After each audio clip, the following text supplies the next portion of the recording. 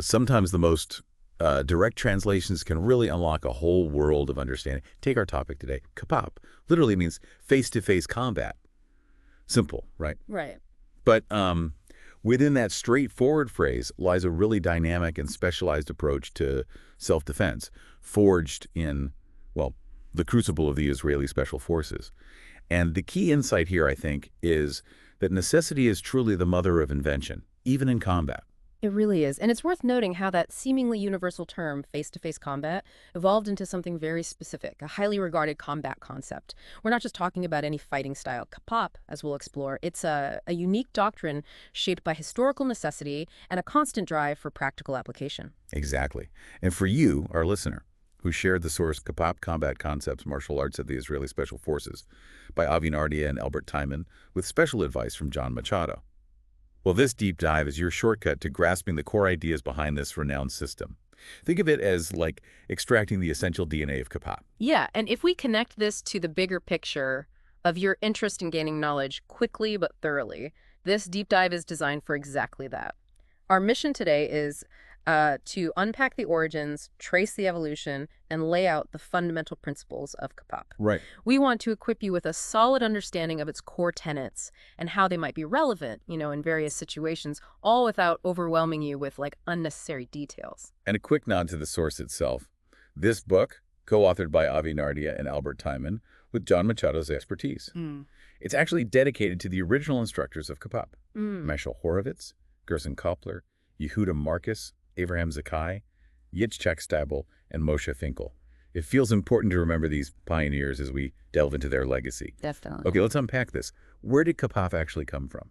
Well, an interesting aspect of Kapap's origins is that it wasn't born in a dojo or, a sporting arena. It came out of sheer necessity in the early 20th century. Jewish settlers in Palestine faced local violence and, well, they had to develop basic self-defense methods. Makes sense. Initially, this Kapap was very rudimentary, relying on whatever tools were at hand, shovels, sticks, anything a farmer or shepherd might have. This period saw the rise of the Hashomer, the first Jewish defense organization, and their tactics were really the earliest form of what would become Kapap. So very much a use what you've got kind of approach. That makes total sense given the circumstances. Yeah. But things escalated, right? Oh, yeah. The period between 1936 and 1939 was critical. There was a surge in Jewish immigration and, unfortunately, a significant increase in violence against the settlements. The British, who governed Palestine at the time, responded by restricting Jewish immigration and, crucially, by forbidding Jewish settlers from possessing or training with firearms, unless they were part of the recognized Hashomer. Wow. Talk about being between a rock and a hard place. How did they adapt? This is where the Haganah, formed back in 1920, really stepped up. While the Haganah eventually merged with them, the Haganah became a much more substantial, albeit underground, movement. They did work with the British in some legal ways, like the Special Night Squads, but secretly unknown to the British. They began intensive training in arms and various forms of face-to-face combat, which they also called Kapap. Ah, okay. So Kapap as a term was already being used for this clandestine training. Exactly. And around 1939, a significant shift occurred. The Haganah transformed Kapap from a largely passive defense into an active combat doctrine. It wasn't just about protecting themselves anymore. They started using Kapap as an offensive tool against hostile neighbors. The Yishuv, the collective Jewish settlements, began to actively fight back. That marks a real turning point. Yeah. And I noticed the source highlights some key figures from this era. Who were they and what did they bring to the table? Yeah, this is where it gets really interesting because early Kapap was enriched by the martial arts backgrounds of several instructors. Gershon Kopler, for instance, brought his knowledge of judo and jiu-jitsu, incorporating their techniques into Kapap's self-defense concepts. Okay, grappling. Right. And Yehuda Marcus, also an expert in judo and jiu-jitsu, became the chief Kapap instructor for both the Haganah and their operational arm, the Palmach. So a strong grappling foundation was laid early on. What about the physical conditioning aspect? That must have been huge. Oh, definitely. That was where Moshe Finkel's contributions were vital. He was the combat conditioning instructor, and his methods were, well, pretty rigorous. Long-distance running and walking with heavy loads, tug-of-war, obstacle courses, even rock climbing. He focused on building overall fitness and resilience.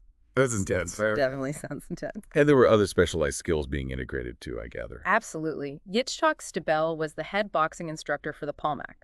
His training methods emphasize speed, stamina, and mobility elements still crucial in modern Kapap. Makes sense. Boxing, footwork, and endurance. Exactly. And finally, Mashal Horovitz, who's recognized as Kapap's head instructor during this period, played a key role in developing short stick fighting into a more versatile skill set. Remember, at the time, sticks were often the most readily available weapon. So a real melting pot of skills and experiences shaping early Kapap. Interesting. What happened after Israel gained independence in 1948? Did things change again? That was another significant transition. With the formation of the Israeli Defense Force, the IDF, the Haganah as a militia was, well, no longer needed. Kapap, which had been relatively widespread, became more specialized, primarily falling under the purview of the Israeli Special Forces. Ah, okay. And the term Kapap itself seemed to fade for a while, according to the source. Why was that? Yeah, the significance of this shift is that the term Kapap largely disappeared, replaced by terms more aligned with the combat being practiced by the Special Forces. The rise of the legendary Unit 101, led by Ariel Sharon in 1954, was a key factor. This unit pioneered new special operations tactics, and the term Krav Panim El Panim, or face-to-face combat, didn't quite fit their more individualistic approach. So they needed a new name for this new approach. Right. Lakamazera, meaning Special Operations Combat, became the new term and remained in use until the 1970s. While it still incorporated Kapap techniques, a key distinction was the emphasis on training each Special Forces operator to act individually, not just as part of a unit. So a move towards more individualized special operations training. Makes sense. Yeah. And this led to formal qualification courses. Yes, the IDF Central Command established a special warfare school, and a mandatory qualification course known as the Masul was introduced to become a special operator. This qualification would also become necessary for looter operators later on. Which brings us neatly to the 1970s and the rise of modern terrorism. How did Kapap, or its descendants, adapt again? Well, the emergence of modern terrorism, with things like plane hijackings and bombings, triggered another evolution. Israel created LOTAR, which stands for Lahama Neged Terror, meaning counter-terror combat. It was the country's first formalized approach to counterterrorism. Okay, so LOTAR. Yeah, and the training doctrines were divided among three main directives: the IDF Counterterrorism School for the Military, the Israeli Security Service, Shabak under the government, and BATAP, civilian police under the Ministry of Home Affairs. So specialized counterterrorism training for different branches of security forces. And LOTAR became a significant term then. Precisely. With the growth of these counter-terrorist units, the word LOTAR essentially became synonymous with military Kapap and remains so today. Consequently, between the 1970s and 1990s, the term Kapap almost vanished from public use. When it was mentioned, it was often linked to its historical origins or mistaken as a variation of the more widely known Israeli martial art Krav Maga. It's interesting how these terms have evolved and sometimes overshadowed each other. But the core principles of Kapap are still being used within the military, yeah. Absolutely, especially within the Israeli Special Forces. And this brings us to the modern period, the 1980s to the present. While LOTAR continued to represent military Kapap, two officers, Lieutenant Colonel Chaim Peer and Maj Avi Nardia, both now in the reserves, recognized the importance of preserving the original term and the underlying philosophy. They took action to bring Kapap back into the public eye, didn't they? Yes, in 2000, they founded the International Kapap Federation with the goal of preserving and reintroducing Kapap, emphasizing that combat is fundamentally based on necessity. Along with other Kapap instructors from their time in the IDF, they began to distinguish modern Kapap from its earlier forms. And what are the key distinctions of modern Kapap? How is it different now? Well, firstly, it's the first time Kapap has been formally taught outside of Israel. That's a big step.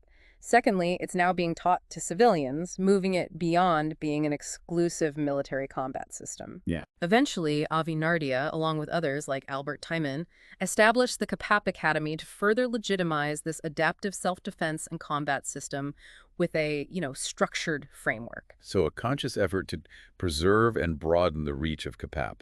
And the source really highlights its adaptability in a real-world experience of its instructors as key features. Exactly. Modern Kapap heavily relies on the real-life experiences of its instructors, which now include individuals from outside the IDF too. Recognizing its inherent adaptability, instructors are open to incorporating new techniques and tactics. The book frequently mentions the integration of Brazilian Jiu-Jitsu principles through John Machado, for instance, illustrating this ongoing evolution. Or a BJJ influence. Yeah. And furthermore, because Kapap is now taught to civilians and defense groups internationally, instructors must be acutely aware of varying legalities surrounding self-defense in different cultures and countries. They focus on developing practical skills that can be adapted by people of all ages, genders, and skill levels. This adaptability, rooted in its history, is really what has allowed Kapap to become such an effective and successful mixed martial art in the modern era. It's clear that Kapap has a really rich and dynamic history. Now let's dive into the core of how it actually works. The source talks about basic principles being more important than specific techniques for versatility. That's a crucial point. Kapap operates on the understanding that all close-quarters combat styles are governed by similar underlying ideas. By truly grasping these universal principles, practitioners can analyze and effectively respond to any technique, regardless of its origin. Okay. This is why Kapap fighters are known for their versatility. Think smarter, not harder, right? Kapap prioritizes efficiency to conserve energy in what could be a chaotic situation. And a central concept here seems to be the Kapap triangle. What exactly is that? The Kapap triangle is essentially the Kapap Academy's core training philosophy. It's a visual representation of three interconnected elements crucial for becoming a well-rounded fighter: combat conditioning, which forms the base of the triangle; unarmed combat; and armed combat. The number three and the idea of triads are actually quite common in Kapap philosophy, interestingly. Huh. Okay, let's break down each element of this triangle, starting with the base. Combat conditioning sounds like more than just push-ups. Oh, much more. Combat conditioning in Kapap goes far beyond just physical fitness. It encompasses both mental and physical preparation for conflict, with a strong emphasis on stress management. It's about learning to identify and confront natural fears, overcome mental blocks, and develop a resilient mindset. Mental toughness. Absolutely. While physical strength is important, Kapap recognizes that mental fortitude is the foundation upon which effective armed and unarmed combat skills are built. It's about strengthening your toolbox from the inside out, improving reaction time, and fostering self-reliance under pressure. So yeah, it's not just about looking tough, but being mentally prepared for the realities of a fight. Okay, that makes sense. Yeah. What are the next leg of the triangle? Unarmed combat. Unarmed combat in the Kapap triangle focuses on acquiring practical self-defense skills. It's not about adhering rigidly to one specific martial art. Instead, through training with a Kapap instructor, students explore techniques from various martial arts and combat systems, filtering out what is most effective for them in an unarmed conflict. It's a pragmatic approach, prioritizing real-world applicability over tradition. Sort of taking the best bits? Kinda, yeah. Whatever works and is efficient. And the final leg, armed combat. Armed combat in Kapap centers on understanding and achieving proficiency with modern weaponry. This includes not only firearms and bladed weapons, but also the principle of improvisation learning to use any available tool as a weapon. Like those early settlers with shovels? Exactly. It's also closely linked to what they call the Kapap weapon triangle, which emphasizes weapon disarms, weapon retention, and weapon use, highlighting how interconnected they are. It sounds like the Kapap triangle provides a really clear framework for training and identifying areas for improvement. Exactly. By understanding this framework, students can ensure they invest their time wisely across all three categories and recognize any imbalances in their training. For example, someone solely focused on hand-to-hand competitions might lack the necessary combat conditioning for a high-stress, real-world encounter. Kapap instructors use this triangle to guide training, helping students build both mental and physical endurance. This triangle is your roadmap to becoming a complete fighter. You can't neglect any side. You also mentioned the Kapap weapon triangle. Can you elaborate on that a bit more? Yeah. Sounds important. Yeah, the Kapap weapon triangle emphasizes the interconnectedness of weapon disarms, weapon retention, and weapon use. When training with any weapon, be it a firearm or a knife, students learn simultaneously how to take the weapon away from an adversary, Disarm. how to prevent an opponent from disarming them and using their own weapon against them, and finally, how to effectively operate the weapon once they have disarmed their opponent or if they deploy their own. Use. Right. Practicing one aspect inherently involves the other two. You can't really separate them effectively in training. That makes perfect sense. A holistic approach to dealing with weapons in a conflict. Okay, moving on, the source details several other basic principles beyond these triangles, focusing on movement and manipulation. Let's start with economy of motion. Economy of motion is a core principle in Kapap movement. It's all about conserving energy in a fight by using small, efficient movements rather than large, showy ones. The key is to maintain the flow and energy of your actions through logical combinations. Like no wasted movement. Precisely. The source gives a great example. If a punch misses, instead of trying another punch or reaching for a weapon, an elbow strike is often a more economical and logical follow-up because it continues the motion of the failed punch while closing the distance. It just flows. So efficient and practical movement to conserve energy and maximize effectiveness. What about the gyro principle? That sounds absolutely fascinating. Tell us more about how that unpredictable movement works. The gyro principle focuses on making your footwork and attacks unpredictable, much like the, well, whirling of a gyroscope. The goal is to confuse and disorient your opponent. Keep them guessing. Exactly. If you just attacked high, the next attack should go low, or vice versa. If your opponent expects you to move right, you move left. The source mentions the high-low-high triangle attack sequence as a common example, where you alternate targets to keep your opponent off balance and unable to effectively counter. Unpredictability and disruption of the opponent's balance. That's a key element. The source also discusses manipulation through T-shapes. What are these T-shapes, remember? The T-shapes are the body's balance centers, and how are they manipulated? Right. The T-shapes refer to key areas of the body that maintain balance. The up T is formed by the vertical center line of the body and the horizontal line of the shoulders. The down T is the vertical center line and the horizontal line of the hips. Think of them as the body's balance centers. Okay, shoulders and hips, basically. Yeah. By applying force to specific points on these T-shapes, a Kapap practitioner can disrupt their opponent's balance or even immobilize them. For example, pushing a certain point on a T-shape can knock someone down, or pinning a shoulder, part of the up T, can neutralize that entire side of the body. It sounds like understanding these T-shapes gives you significant leverage in controlling an opponent. And it also helps in reading their movements, right? Like anticipating. Absolutely. Being able to read an opponent's T-shapes provides crucial clues about their intentions. For instance, a boxer often focuses on the opponent's chest, part of the up T, rather than their eyes, as the chest movements telegraph the initiation of strikes. Interesting. Similarly, watching the down T, the hips, can give you a better indication of potential kicks. You watch the hips, not the feet. So not just manipulating, but also anticipating based on these balance centers. Very cool. The next principle is the push-pull principle. How does that work? The push-pull principle is a fundamental concept in unbalancing an opponent.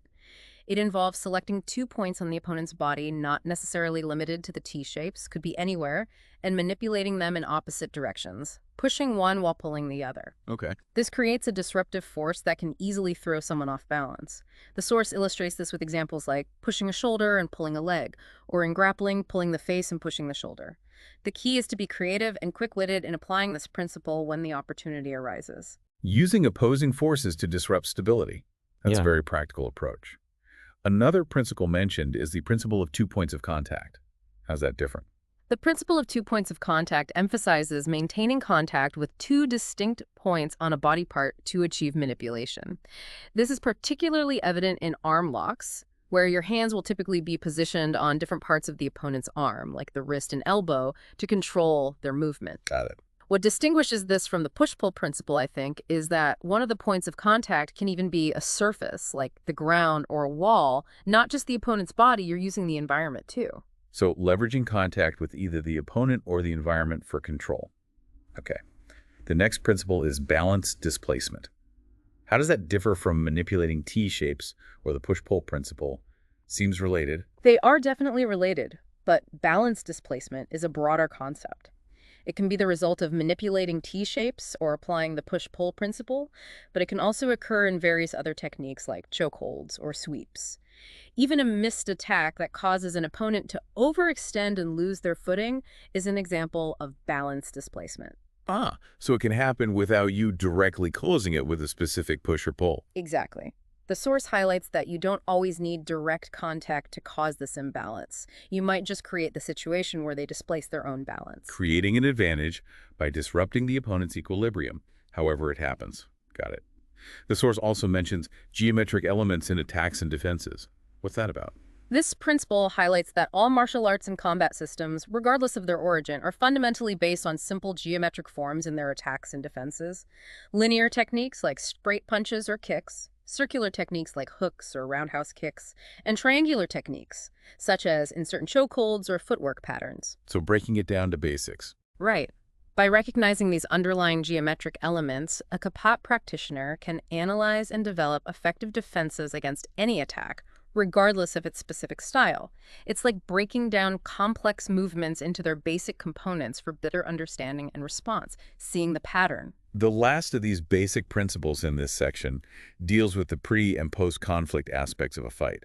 This goes beyond the physical confrontation itself, doesn't it? Yeah, That sounds really important. Absolutely. Kapap emphasizes that preparing for and dealing with a conflict extends beyond the physical altercation. Pre-conflict involves everything you can do to avoid a fight altogether and to prepare if one becomes inevitable. This includes stress conditioning, mental and physical endurance training, situational awareness, and general skill development. Avoidance and preparation. Right. And post-conflict addresses managing the consequences after a fight, such as injuries or potential legal actions. This includes first aid knowledge, understanding appropriate use of force, and being aware of legal ramifications. Consequences. Exactly. The source provides a stark example of a woman assessing her post-conflict options and deciding to act immediately rather than be taken to a secondary location by an attacker. So it's a holistic view that encompasses prevention and managing the aftermath. And as part of this, the source mentions mandatory CPR training. Why specifically CPR? Well, CPR and basic first aid training are considered essential components of a Kapap practitioner's toolbox. This knowledge can be critical in handling post-conflict situations, from managing severe bleeding with tourniquets to knowing what not to do, like pulling a knife blade out of a wound. It's about being prepared for the immediate aftermath of a potentially violent encounter for yourself or others. That makes a lot of sense. It's clear that Kapap is built on a strong foundation of principles that guide its approach to combat. Now let's move on to a concept that seems absolutely central to Kapap's strategy: relative position. Relative position is indeed a cornerstone of Kapap. Simply put, it's about being in the most advantageous place at any given moment during a fight, taking into account your environment and the position of your opponent or opponents. Finding the best spot. Exactly. It's about maximizing your control and minimizing your vulnerabilities by considering factors like your physical condition, your mental state, your position relative to the opponent. Think height, reach, where their hands are, and your stance and posture. Notice how all these considerations are about gaining a better relative position. The source provides a good example with a police officer encountering a suspect at night. Can you walk us through how relative position plays out in that scenario? It seems quite complex. Sure. The example illustrates how a trained officer immediately analyzes their initial relative position when approaching a suspect. They're considering the best location to maintain control, their own physical and mental state compared to the suspect's stance and potential for concealed weapons, and their own posture. Lots to think about instantly. Instantly. If, for instance, the officer can't clearly assess the suspect's intentions due to darkness, maintaining a safer distance while waiting for backup might be the most advantageous relative position at that moment. However, because situations are dynamic, the officer must be prepared to adjust the relative position based on the suspect's actions, like moving backward to gain reaction time if the suspect advances aggressively. So a constant assessment and adaptation based on the unfolding situation. It's not static. And the source emphasizes that calculating relative position under stress requires significant practice. You don't just learn this overnight. Absolutely not. Israeli Special Forces units undergo rigorous training to internalize this constant assessment of variables affecting relative position. However, it's important to note that the specific factors considered will vary depending on the individual. A civilian's concerns will differ from those of a police officer or a soldier. Ultimately, it's about applying your own abilities and experiences to determine the most effective techniques and positions for you. And Kapap integrates this principle deeply into its system, benefiting practitioners of all skill levels, not just elite forces. Yes, because Kapap draws from many different combat systems. Students have a wide range of tools to achieve the best relative position in a fight. Furthermore, Kapap places a strong emphasis on the first move in a conflict, as it significantly influences the subsequent options for both parties. Getting that initial positioning right is huge. To train this, Kapap instructors use realistic and varied exercises, don't they? Not just training mats. Exactly. They create training scenarios in diverse environments, like stairways, elevators, even in vehicles or buses. They might introduce stressors like flashing lights to simulate low visibility conditions, or have students train in water to address the fear factor and the unique challenges it presents. Water training sounds tough. It is. The goal is to move students beyond sterile gym environments and cultivate the ability to make rapid decisions regarding their relative position in real-world, unpredictable conflicts. This chapter on relative position also delves into specific ground defense scenarios, which is interesting because it notes that law enforcement personnel are often taught to avoid ground fighting if possible. So why is it still important to address? That's a good point. While the ideal for security personnel is often to avoid ground engagements unless backup is immediately available because you lose situational awareness and mobility, the reality is that anyone can find themselves unarmed and fighting for their life on the ground. Right, you don't always choose where the fight goes. Exactly. So understanding relative position in ground scenarios provides fundamental skills applicable to various defensive situations.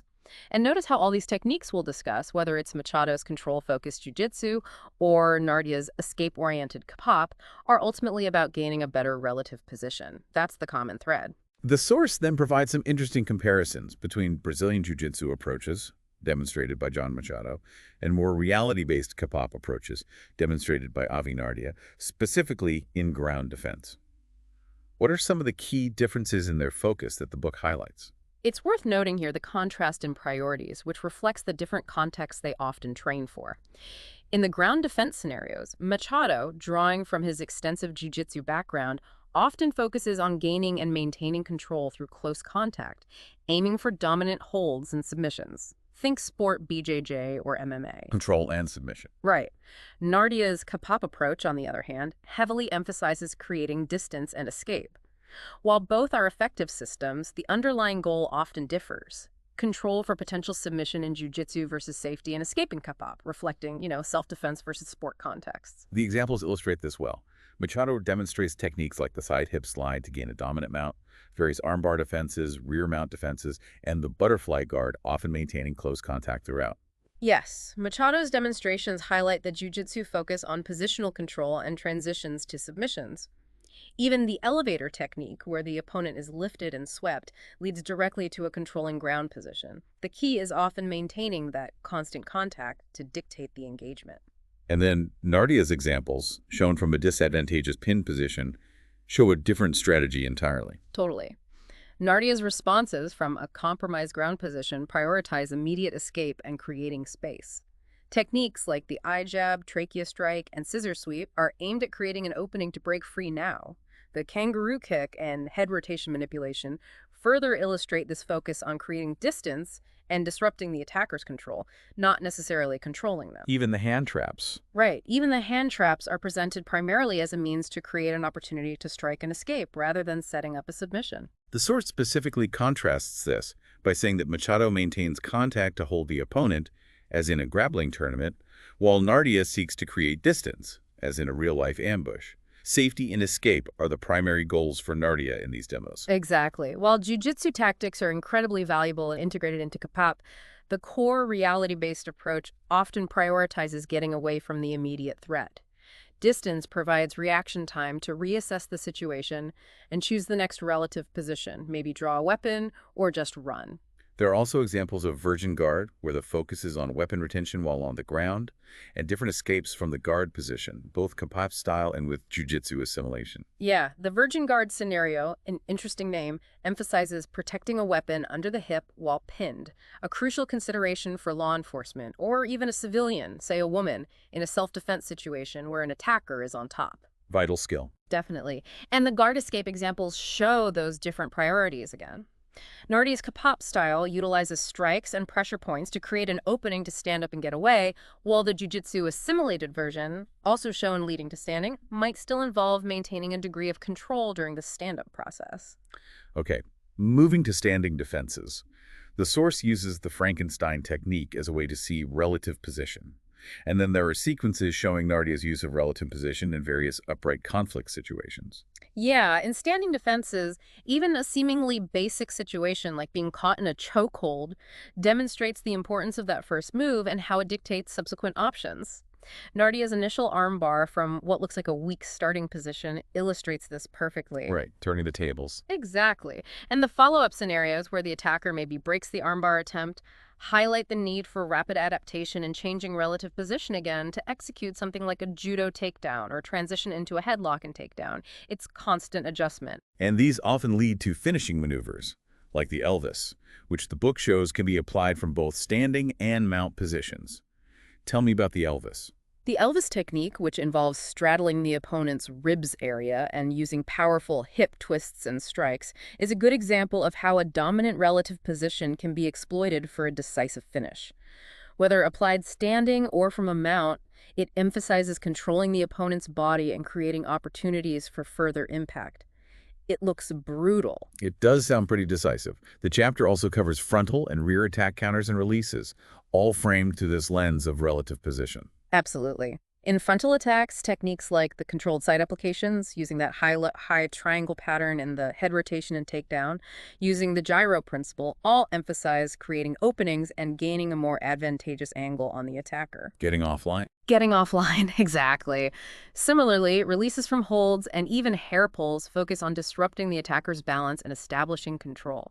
And in rear attacks, things like the tiger mouth and what they call gross motor moves prioritize creating space immediately and using powerful, simple strikes to break free and establish a dominant position facing the threat.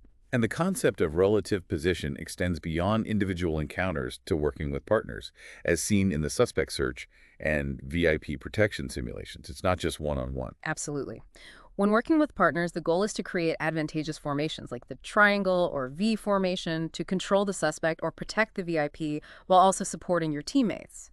You cover each other's angles. Makes sense. The suspect search scenario highlights the importance of flanking, having one person cover while the other approaches, and maintaining armed cover while one partner conducts the actual search. And the VIP protection simulations demonstrate layered team efforts, with bodyguards strategically positioning themselves to cover the VIP, flank potential attackers, and provide mutual support.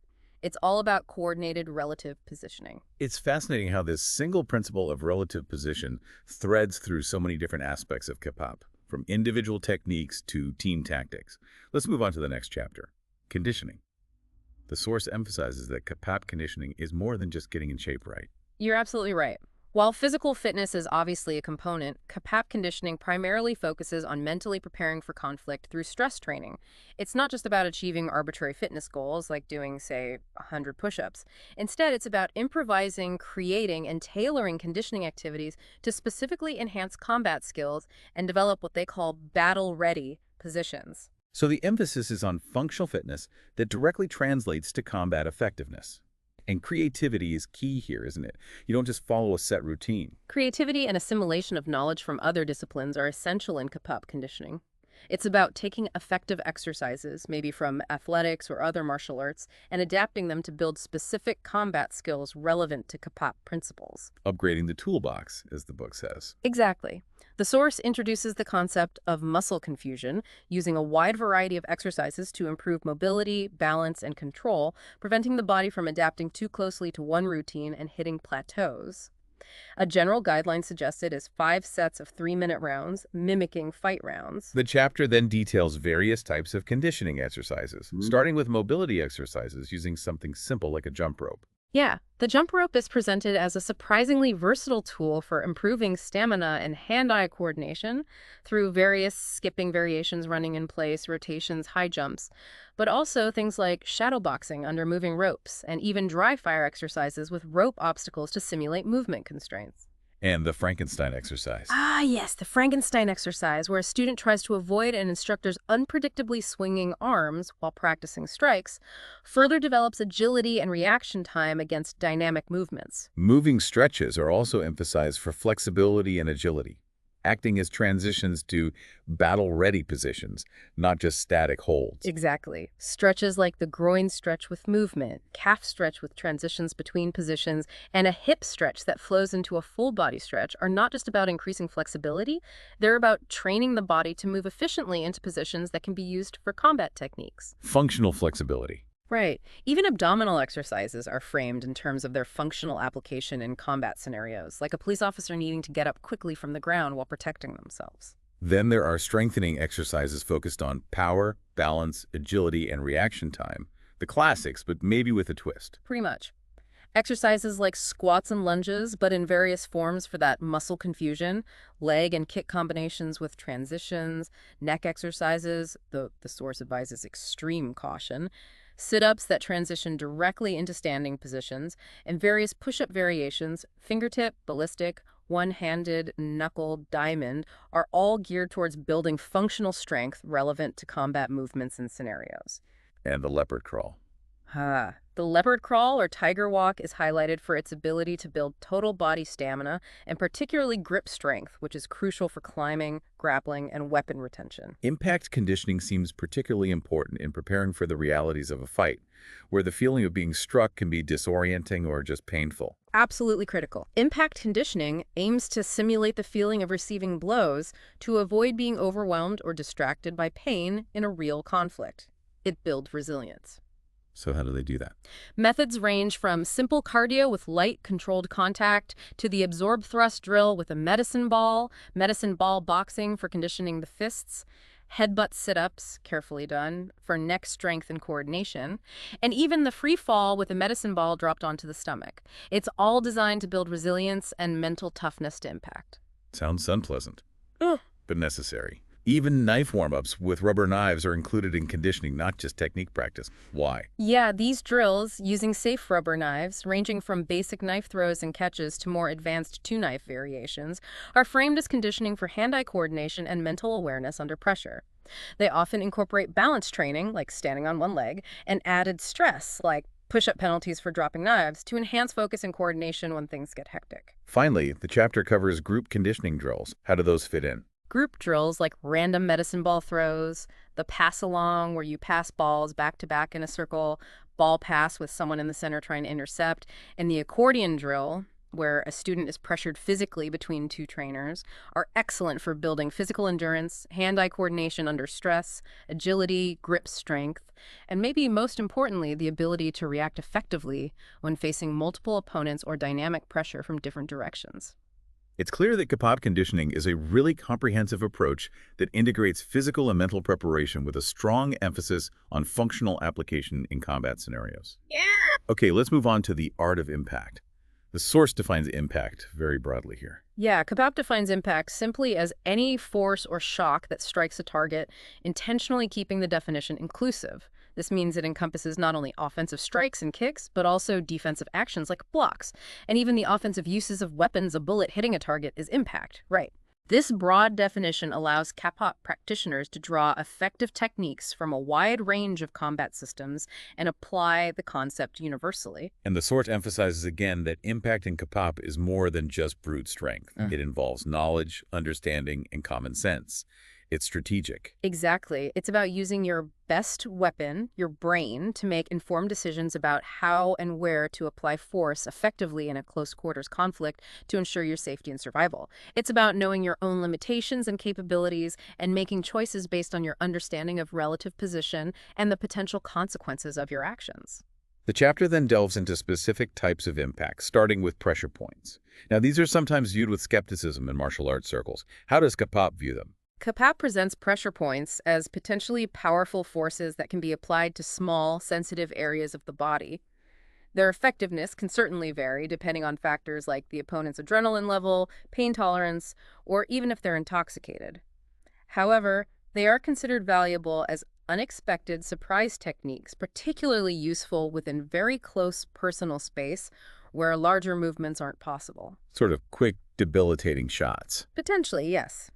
The source details various nailing techniques, applying focused pressure to vulnerable areas like the larynx or the tissue below the jawline to cause pain and restrict movement, used for immobilization and even setting up takedowns. Like the nailing technique in takedown. Right, that demonstrates how pressure on the throat can be combined with a push to the back, using that push-pull principle again, to force an opponent downwards. The masking technique, using pressure under the nose, is also explained as a means of immobilization and control, though it comes with a caution about the risk of biting. Yeah, the masking technique applies pressure to a nerve point under the nose to disorient and control an opponent's head.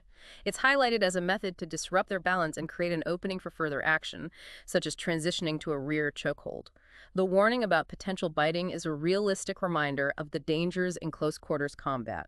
Always be aware. Good point. Even handshake techniques can apparently be used to gain control through the principle of 2 points of contact and imbalance. That seems subtle. It can be. Seemingly innocuous actions like a handshake can be used as an entry to apply leverage and pressure, leading to techniques like a thumb lock that can quickly bring an attacker under control before they even realize what's happening. Uses that principle of 2 points of contact. Then there are sensor manipulation strikes that target the five senses as a form of ecological impact, disrupting the senses. Exactly. Sensor manipulation strikes focus on temporarily disabling an opponent by affecting their sight, sound, taste, touch, or smell. These are often small, efficient movements that can create a crucial opening for more decisive techniques or escape.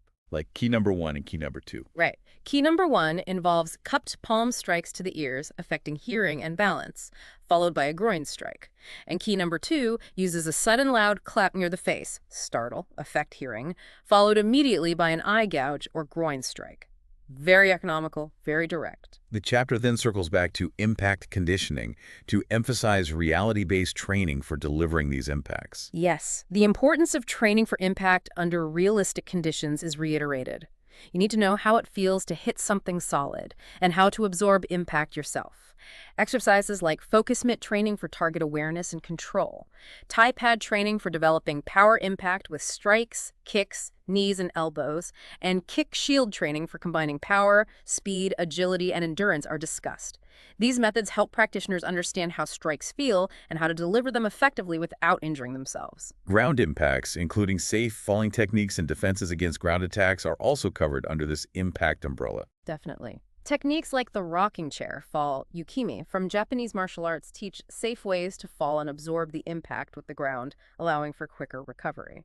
And defenses against common ground attacks, such as the full Nelson defense, rear naked choke defense, and rear body choke defense, all involve using impact, strikes, and leverage to regain a better relative position or escape the hold. Even defending kicks on the ground. Yes, even defending against a roundhouse kick while you're on the ground is shown to involve absorbing the impact safely and immediately counterattacking, often with leg impacts of your own.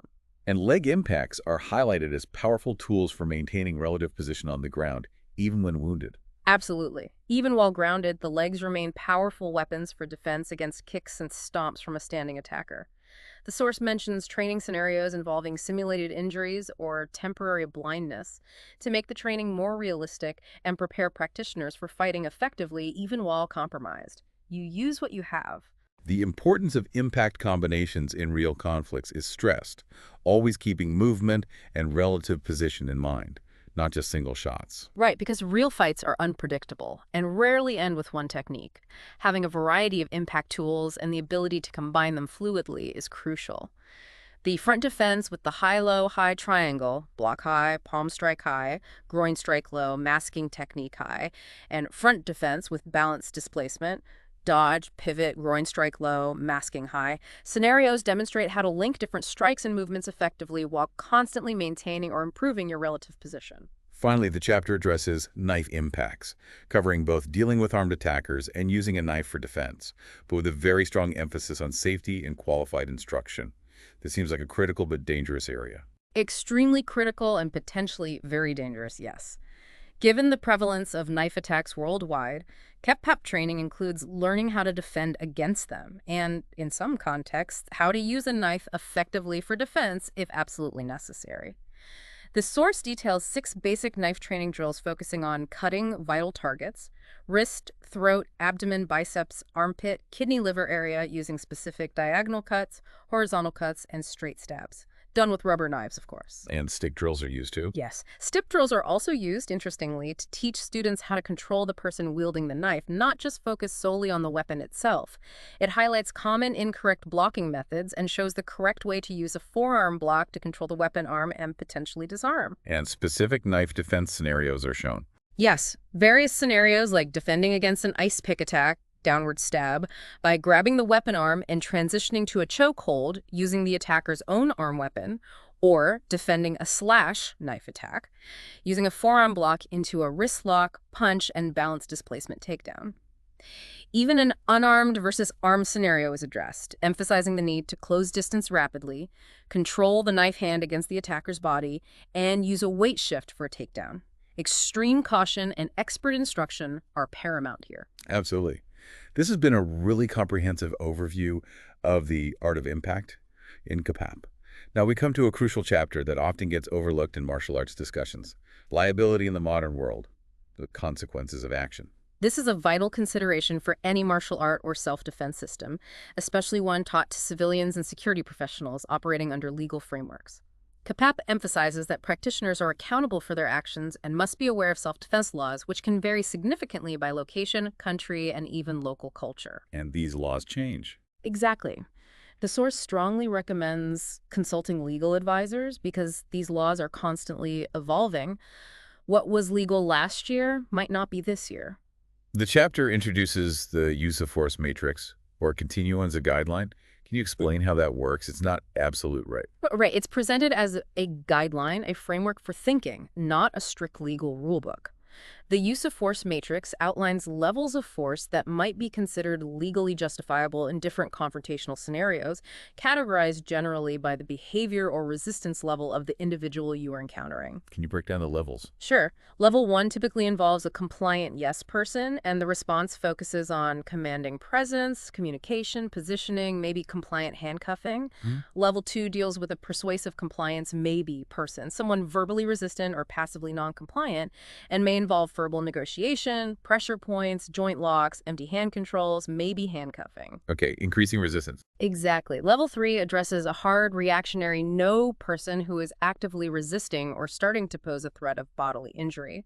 Here, techniques like balance displacement, stunning strikes, and the use of impact tools, generally suggested below the clavicle, might be considered, along with strikes, kicks, ground cuffing, or creating distance to escape.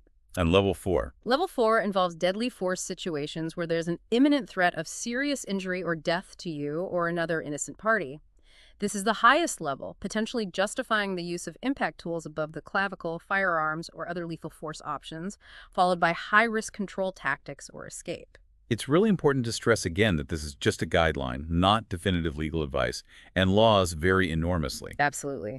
The matrix definitely has gray areas, and what is legally permissible even within one level can differ hugely depending on local laws, specific circumstances, and judicial interpretation.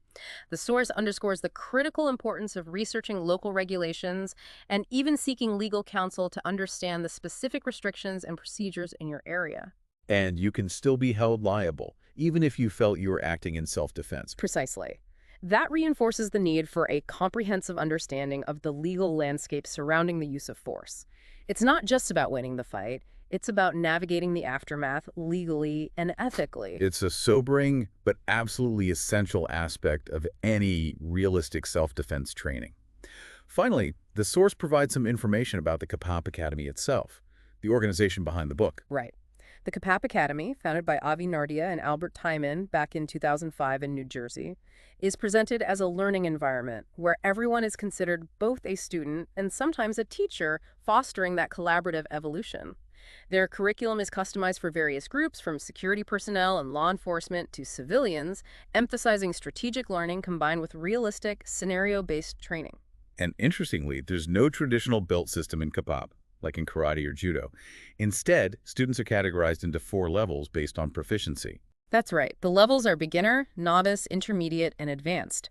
Progress is based on their understanding of the core principles, basic patterns, tactical themes, and perhaps most importantly, their real-life experience and ability to apply Kapap concepts effectively under pressure.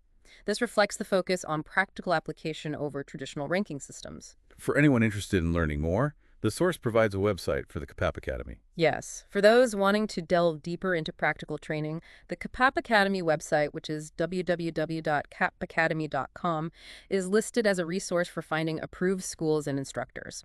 Even if there isn't a local option, attending a seminar can be a valuable introduction, and this book itself can serve as a solid foundational reference. This has been an incredibly insightful deep dive into Kapap. To quickly synthesize, what would you say are the absolute key takeaways for our listener, if they remember just a few things? I'd say the core of Kapap lies in its principle-based, highly adaptable nature. It was born out of absolute necessity, and it's constantly evolving through the real-world experiences of its practitioners. It's really about understanding the underlying principles of combat, things like economy of motion, geometric shapes, push-pull, the crucial role of relative positioning in every encounter, and the nuanced spectrum of force, rather than just, memorizing 1,000 techniques. And for our listener who values efficient knowledge acquisition, getting the gist quickly but thoroughly, how can they apply these concepts we've discussed? Well, understanding these foundational elements of Kapap provides a really robust framework for further exploration, whether it's in self-defense specifically, or even related fields involving strategy and conflict resolution. It offers a way to think strategically about conflict, analyze various situations through the lens of these core principles like relative position, and maybe make more informed decisions under pressure. That's a great point. It's a thinking person's approach. And maybe for a final thought, something to really let sink in. Considering Kapap's emphasis on adaptability in real-world scenarios, how might the principles we discussed, relative position, economy of motion, pre- and post-conflict awareness, apply to non-physical confrontations or even everyday challenges that require strategic thinking under pressure? It's not just about physical combat, is it? Could these ideas be broader? That's a really profound question, actually. It highlights the potential for these core principles to extend far beyond the physical realm. We definitely encourage you, the listener, to consider that as you continue your own exploration. And of course, for those inspired to learn more about Kapap in a practical setting, we again point you towards the Kap Academy and its resources.